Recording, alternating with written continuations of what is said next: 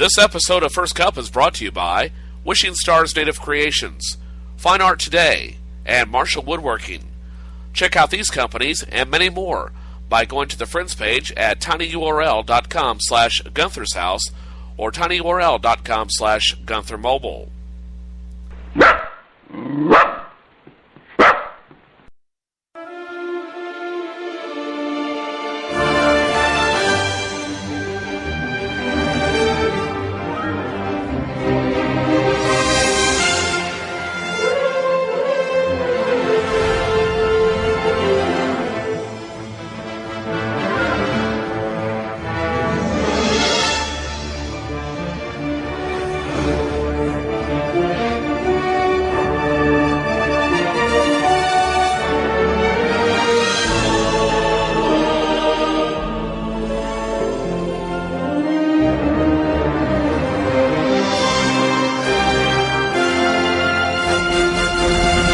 I'm Ken Bastida. Dana is off tonight. He was murdered and then set on fire while celebrating his birthday.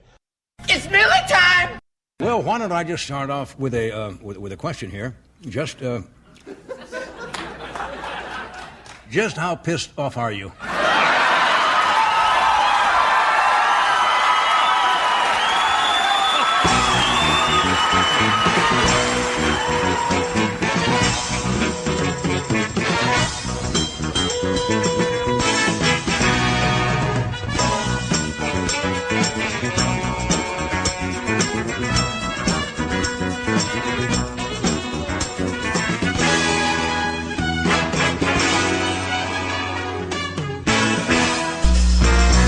And a pleasant good Monday morning to you, my friends. Have you heard about this in the news?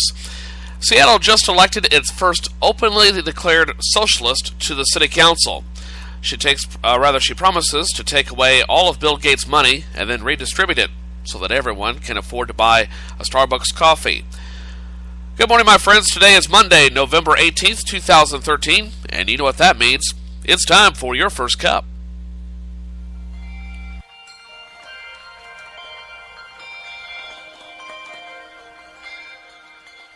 It's a beautiful morning. I think I'll go outside for a while and just smile. Just taking some clean, fresh air. Oh, no sense in staying inside. If the weather's fine and you got the time, it's your chance to wake up and plan another brand new day.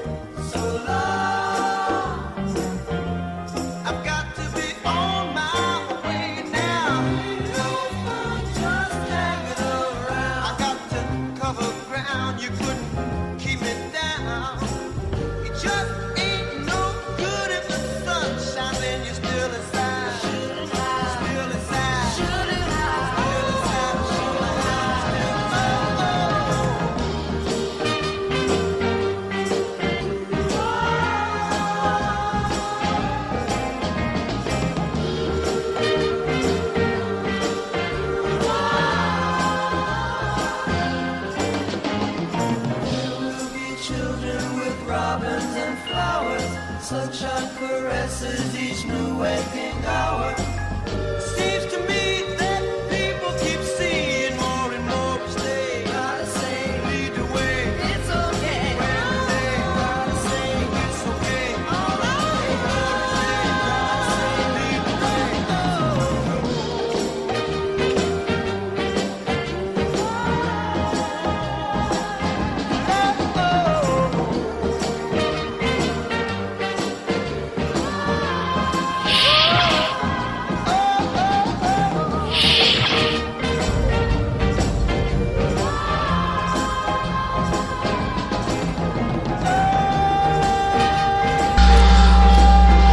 And a good morning to you once again, my friends. This morning from Studio 17. That's right, Studio 17 for this edition of First Cup, episode number 66.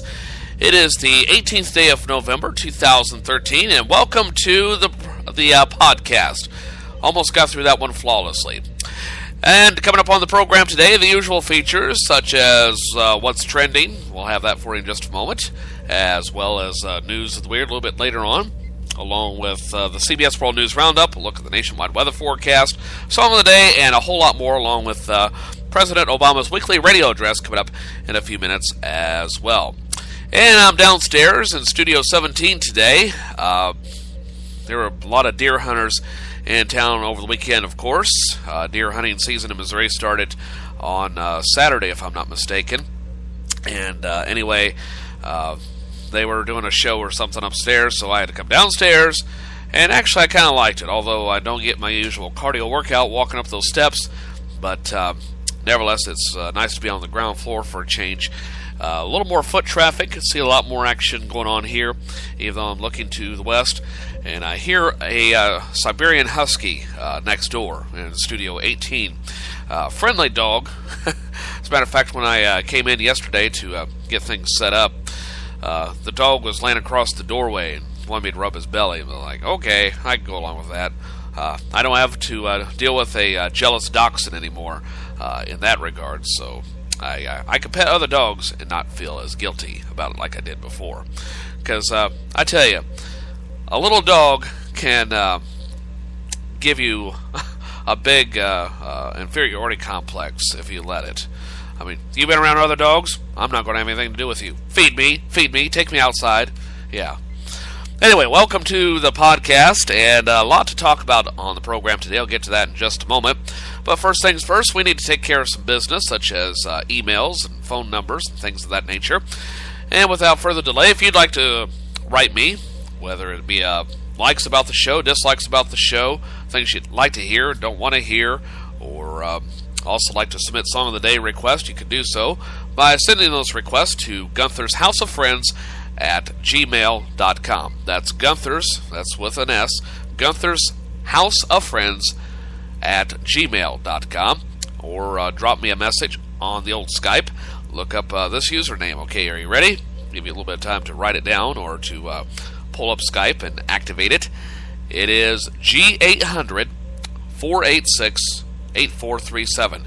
That's G800 486 8437. And you can leave a message there.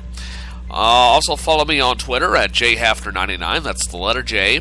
My last name spelled Haffner, the number 99, joe-haffner99. And also friend me on Facebook, which you can get the hot link for from my website at tinyurl.com/Gunther's House. That's good on your PC, Mac, Linux, or tablet computer, or on your smartphone, whether it's an Android, iOS, or Windows phone, as well as on your tablet computer at tinyurl.com/Gunther Mobile, and look for the Facebook link there, and also check out the show archives, which you can do so by going to the Stitcher app, available at the bottom of the opening page of my website, or going to Stitcher.com, looking up Gunther's House of Friends, or download the Spreaker app, Spreaker.com be heard, and look up Gunther's House of Friends there. Okay, I think I've covered all the bases in that regard. What a crazy weekend it has been with the weather, and of course some nasty weather out in the Midwest. We'll have more details on that in just a few moments on the news headlines, as well as from the CBS World News Roundup, including some nasty tornadoes that I believe popped up. Was it in Illinois or Indiana? I can't remember which. But anyway, I'll have all the details coming up in just a moment. I haven't been following the news as much over the weekend as I normally would or should have. As a matter of fact, yesterday I got hooked on a Law & Order SVU marathon on the USA Network and watched probably about 3 or 4 hours of that or more last evening. And love the show, even though I've seen most of those episodes before.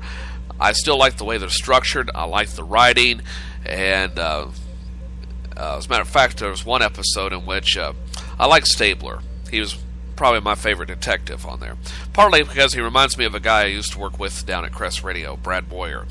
And except for the hair color, the mannerisms, the delivery, and the matter-of-factness, and the facial expressions reminds me a lot of Brad.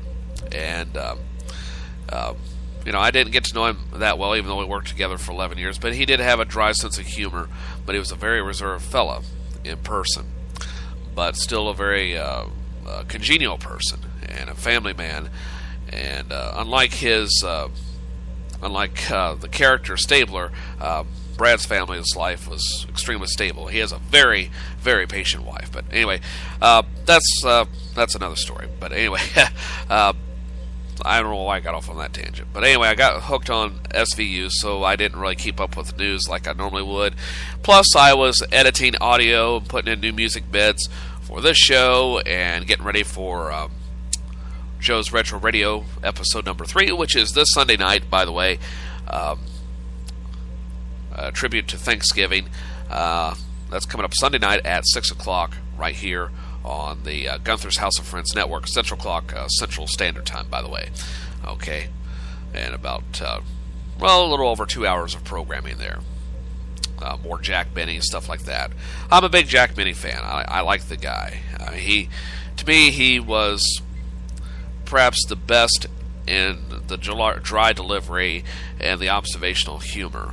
I mean, he could tell you a joke and you're like, oh, that's funny. And then I'm like, am I supposed to laugh? And that sort of humor. But a real dry, witty sense of humor. Let's see. What else is on my mind this morning? I'm trying to ease in from the light stuff into the heavier stuff. Get a little bit of salad, a little bit of dressing here. Kind of the appetizers before the main course. This morning, of course, I left the TV on all night because I like a little bit of background noise. It helps me to sleep. I'm just that way. Even when I was a kid, I liked a light on for a while, even though I could sleep through anything. But sometimes with a little background noise, I sleep a little bit better. I don't like the absolute quiet. Because I grew up in a fairly noisy neighborhood in Fayette. Because it was along the main highway that went through town, Highway 5. Anyway, this morning I was watching NCIS LA and was watching the pilot episode, at least what I think is the pilot episode.